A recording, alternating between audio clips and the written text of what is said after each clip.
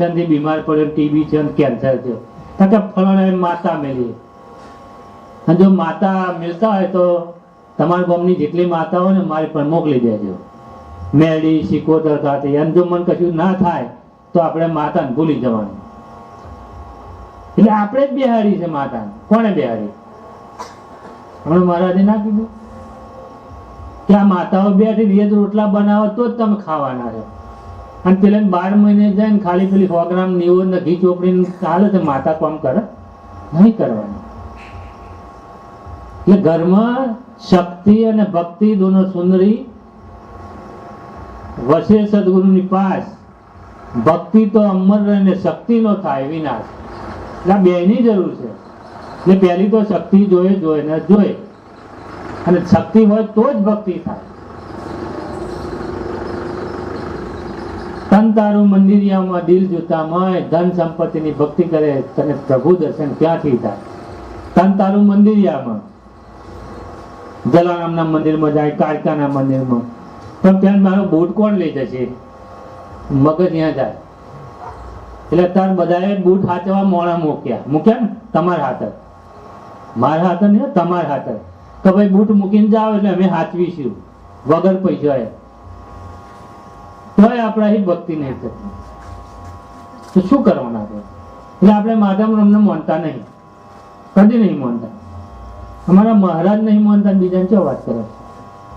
અમારા મહારાજ નહીં માનતા, પછી બીજા મહારાજો ના માને તો પછી ચેલાઓ કઈથી માનવાના? કદી નહીં માનવા.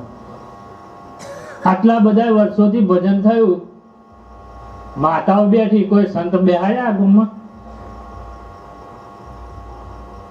સંજયભાઈ કહે સંત જોયા? સંતનું મંદિર જોયું આ ગુમમાં? તમે ના બેહાડવા છો? તો કહો છો તો અમે ગુરુને માનીએ, સંતને માનીએ, જ્યાં બોલાય. તો માતા તો બહુ બેહાડ કરે. અમારા સંદીપભાઈ પેલી નોની ડેરી હતી ને, તો રામદેવ લાઈન બેહાડ્યા. પણ કોઈ રામદેવને ઘેર નહીં બોલાવતા. અમને ના કઈ મને કે ઘેર જમવા આવું કોઈ કહ્યું? માતાને કોઈ કહ્યું કે અમારે ઘેર માતા જમવા આવ્યું કોઈ કહ્યું? તમે લઈને જાઓ છો. ખરેખર એને આપણે ઘેર બોલાવવાની હોય.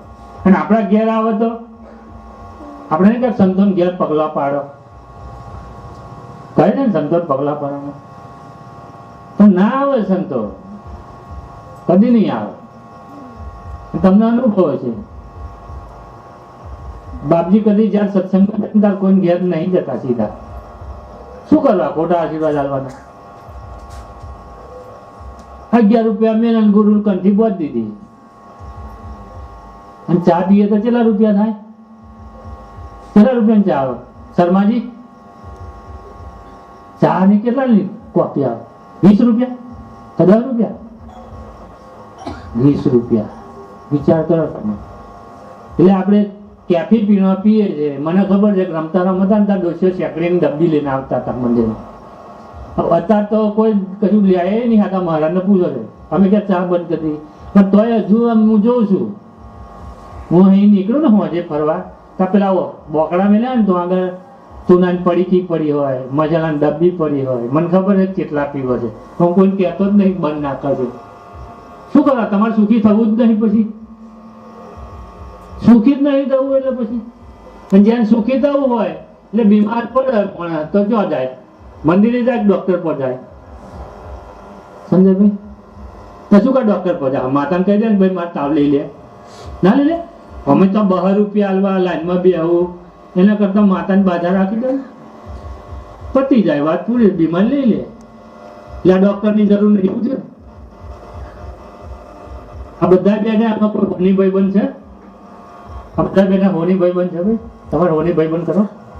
સમ નહીં? પાણીઓ ભાઈબંધ કરો તમારે કોઈનો? લે એમની પાસે 3 લાખ રૂપિયા તો આદિનો ભાવ છે. એની ભાઈબંધની નહીં હારી? હોનીની નહીં હારી?